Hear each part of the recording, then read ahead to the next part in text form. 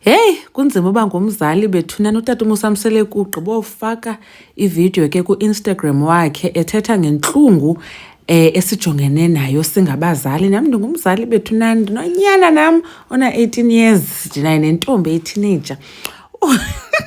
Uthi ke utata uMusamseleku uba inkolo ngoku nayo funeka ithathe indawo ukuncedisa ukululeka abantwana ukwenzela uba umntu xa ekhulile azazi uba funeka enze ntoni, azazi xa kuphela inyanga makanike unkosikazi imali, makanike okanye ondle abantwana bakhe. Ndicinga uba ke mna ke inoba uhlutshwa okanye le nto kaMpumelelo yiyo nayo le menze wenza le vidiyo, ngoba uthetha ngento esisandova ngayo kwizingane zesithembu, into ezidibene ne-child support, ubuMpumelelo engahoyi abantwana and stuff like that.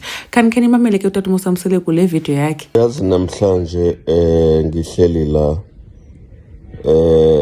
iy'ngane zami ziyanginesa, kodwa ke into ebalulekile nje kakhulu engiyicabangayo ukuthi besiyidinga inkolo, not ukuthi abantu baphenduke.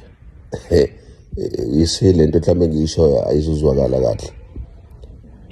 Njengamanje silwa nemoya, silwa namaphara, and then abantu bazalwa udokotela, labantu engikhuluma ngabo bazalwa onesi, bazalwa abameli, bazalwa uthisha. Bonke abantu abaphumelele empilweni ongabacabanga banenkinga yokukhulisa iy'ngane, hayi ngoba nakho bengasifaka isifundiso, kodwa iy'ngane asivumi ukukhula ngendlela efanele because iy'ngane ziyalwa kakhulu. So inkolo besiyidinga ukuthi izochazela iy'ngane ngendlela ekufanele zikhule ngayo, not ukuthi zikholwe like zisho ilimi, no.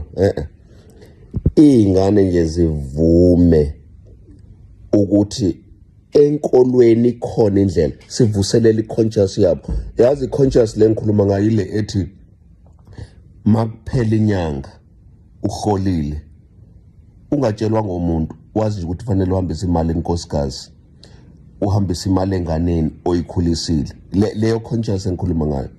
So sidinga inkolo ukuthi izokhuluma nabantu, no not abantu ngoba besindisiwe, but nje sizokhuluma nabo ngalokho, because enkolweni kukhona izinto esingakwazi ukuyicaphuna. Zivuselele isimilo, zivuselele unembeza kumuntu, then umuntu bese ba right. Manje ngaphandle kwalezo zinto umuntu akakhehi.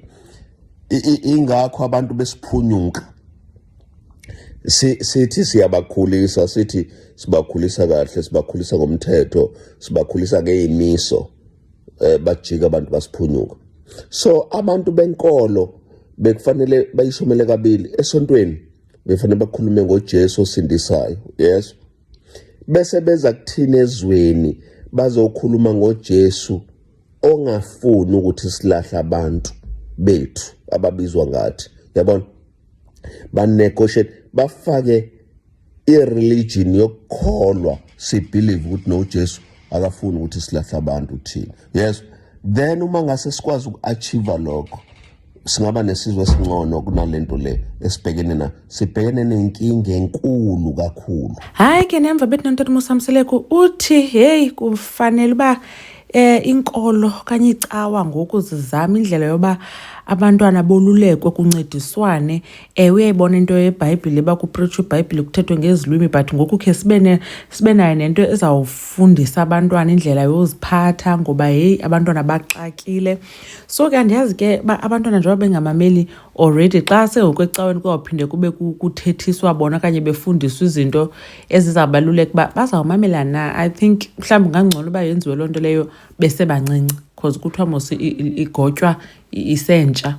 Aba sebadala kwawuthanda uba nzima kwaba umntu aye ecaweni, ngoba kaloku for ilizwi uba limfumana umntu kuzawufuneka ebheke phaa ecaweni. So kulula ke usanoko abantwana abancinci ecaweni, then ke kupha ecaweni mhlawumbi ke noba kuse-Sunday school ke bafundiswe uba umntu makaziphathe njani, makabe njani. Hey, I think inoba mna uhlutshwa nale nto kaMpumelelo because nimvile ethetha uba kubekho afundise umntu uba azazi xa kuphela inyanga anike unkosikazi imali, xa kuphela inyanga anike abantwana imali okanye ondla abantwana. Ndacinga ke lo kuMpumelelo uba kukho loo ngxaki yoba uthi uTirelo kuphele iinyanga ezintathu engamondla umntana. Watsho ke uMpumelelo uba unama-debit order, so ii-debit orders kucacile uba ke ngoku zibalulekile ngaphezulu kwabantwana aba bakhe. Ude atsho athi inkolo ingase ifundise ukuba umntu like singalahli abantu bethu. Uyaqonda abantu bethu ke mos ngabantwana bethu, unkosikazi wakho like ifemily yakho.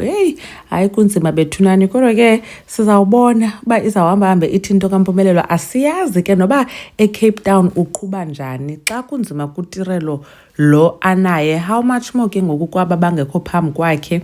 Usinga ke ngoku siyamazi uhlala nomayeni ngoku, so obviously ke umayeni notata uMosamseleko I'm sure nabo bayancedisa ke umenzela izinto, ngoba uMpumelelo watsho yena wathi soze akhuphe i-3,500 for umntu ozawufika eCridge alale. Wathi futhi yena soze enze savings for umntu ona 2 years. So hayi kunzima sana. Anyways, khanitsho ke nake uba nicinga ntoni ngale video yenziwe ngutata uMosamseleko. uMamgobhozi uyanibona kwivideo elandelayo. Bye.